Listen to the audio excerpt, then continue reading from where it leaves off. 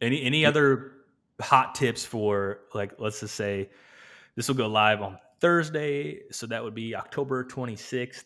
And so, like, let's say from the, I mean, this weather, there's going to be so many big deer that get killed this weekend. Oh, It's going to be 1,000%.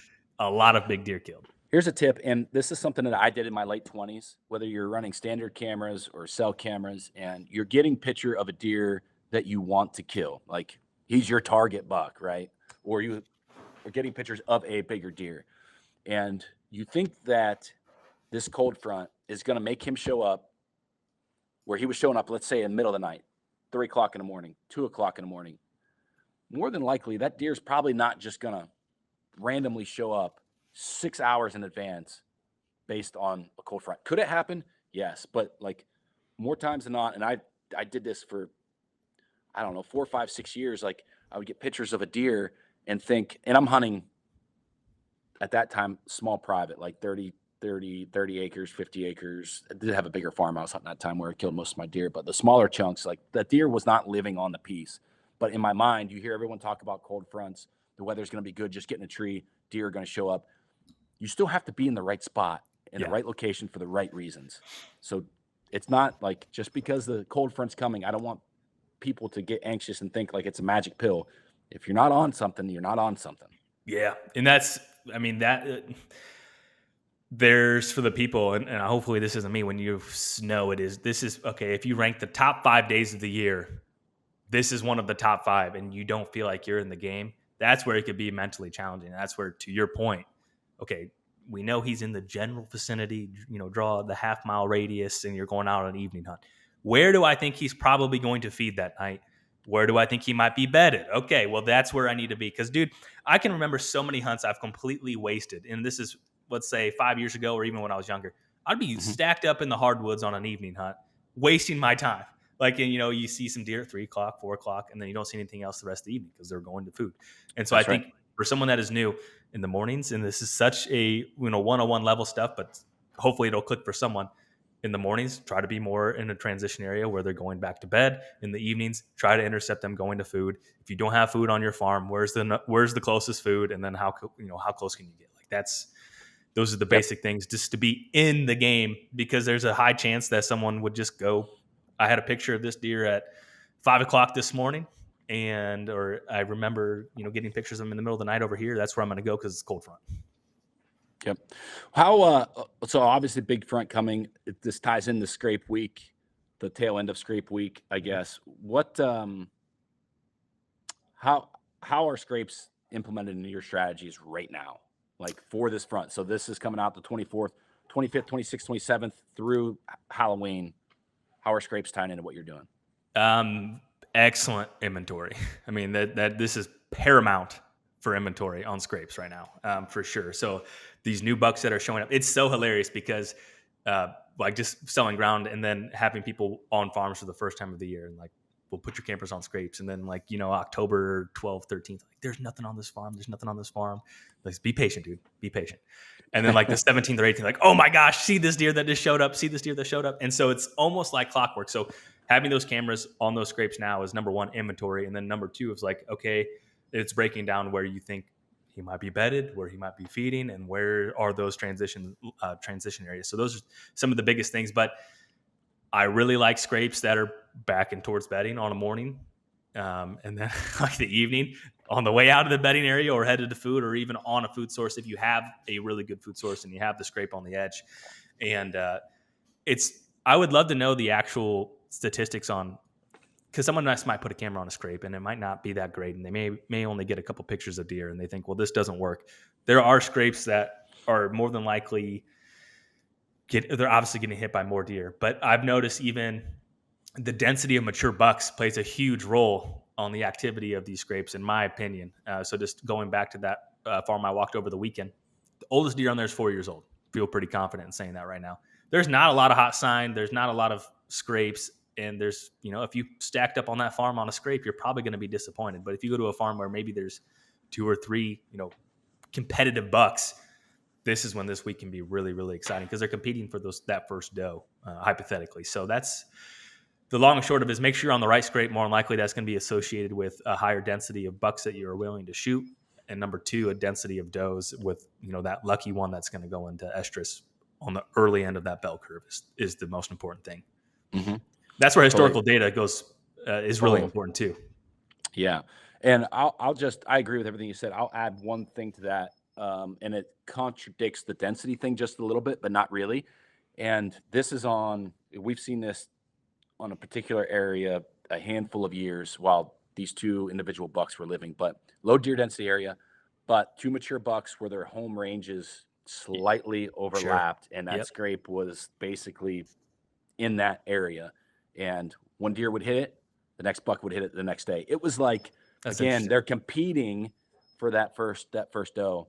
But so I guess that was Yeah. just my 2 cents on that. Yeah, I've It's all seen that. about competition. Yeah, I've seen that happen before. Yeah, absolutely. And you can almost just, once you walk enough, you can just kind of get a vibe of, okay, there's something going on here, or this is just a random scrape. And so they're not all created equal, but gosh dang it, if you find the right one, it's ultra powerful for hunting opportunities and also inventory. So that's what I would say. But dude, even November 3rd is one of my favorite days to be hunting, and a lot of them are still associated with the scrape as well. And that's kind of where I draw the line in the sand of, okay, this is when the quote unquote scrape week is over, and now it's more pure rut. But that November 3rd on a scrape next to bedding can be really, really powerful. I'm not going to argue that, man. Not going to argue that. I'm excited. I'm as excited as it gets. So well, wait a minute. Let me back up. You said November 3rd is your favorite day, but I think in recent years, it's always the 7th, 8th, or 9th somewhere in there that you pick. I've shot my best deer on the 3rd and the 10th. Okay. But some of my most fun hunts are, just seeing big deer on the hoof. It's like the 7th or 8th. Okay. Yeah. Statistically speaking, the Boone and Crockett stat. Yeah. I'm not going to argue the books, man. but my little universe I live in, the 3rd and the 10th, that's where I want to be out there. Yeah. Which everyone gets these, the November 10th in the morning is by far my favorite day of the entire year. For whatever reason. Usually in a timber setting by a bedding area. Like someone thinking right now, where's the best bedding area that I know where I can have a win advantage on November 10th? Be in there. You're going to see deer. Yep. 1,000%. 1,000%. I don't know that I have a favorite day. I don't know that I've ever, I know we play the theoretical question, hey, what's your favorite day? Gun held to your head. And I'm sure I pick a day, but sitting here right now, killed bucks on the 11th, the 12th, 17th. I'm not sure if I killed one before the 7th of November ever. Just a rut hunter, man. I don't think that I have. I'd really have to sit down and sit down and think about it. Yeah. Well, I guess the 11th and 12th is your favorite days. Should be, anyways. They should be. Yeah, and that's where it's going to come and go really fast. So, I know sometimes when you're sitting in the tree, it feels like things are going slow, but go 30 days from when we're recording this, you're going to wish you could go back and redo it again. So give it everything you have, keep a positive mindset, enjoy it.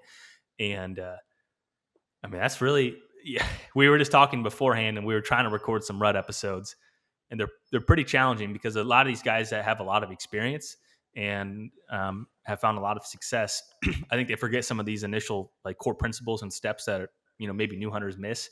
And we'll have an episode about that. But a lot of it just comes down to being at the right place at the right time and logging a lot of hours, and not having a positive mindset and being ready. This is something that I found pretty fun talking about this time frame, where we as hunters, a lot of hunters, I should say, overanalyze, overthink to the point where they go against their gut instinct. And that's something this year I'm just following my gut, on a lot of different stuff. I don't have a picture of a deer there right now, but he's in the general area. I'm going in on my gut. I'm not waiting for that picture. And I think that's really important. I have 2 friends. It's funny because one will just say literally just throw a dart on Onyx, oh, you should go here. And then the other one overthinks everything and oh, I got to go here for these reasons. The buddy where he throws the dart for sees more bucks than the one that so he's picking the spots for the other person, but there's no emotion in the decision. It's right. This looks good based on this wind, and this is based off the information you told me. Go try right there. And then when you're doing it for yourself, you start second guessing yourself, or you're adding all these different caveats that don't matter in reality, but you're just doing these mental gymnastics to probably quantify an area that isn't truly the best spot. Dude, that's the hardest thing about whitetail hunting is when you get to that point where you're overanalyzing things and second guessing yourself and you get in that mental, gymnastics game as you said. Like once you get to that point, dude, whoo, you need a hard reset to figure out what the hell's going on and get back to where you can think clearly. Because once you get in that scenario, it's difficult to pull out of it, man. It is freaking Because then difficult. you go through all this mental checklist that really doesn't matter. You probably only need to do one or two check. Is the wind right? Do I think he's in the area? Yeah, and it's like you're playing the FOMO game. Oh, what if I was over here? I'm not seeing the buck today, but he's probably over Yeah. here. And you start, Where I oh, knew I dude, it should have gets went. Yeah. yeah, exactly. So just short circuit your own brain and just go with your first gut instinct. I think is probably.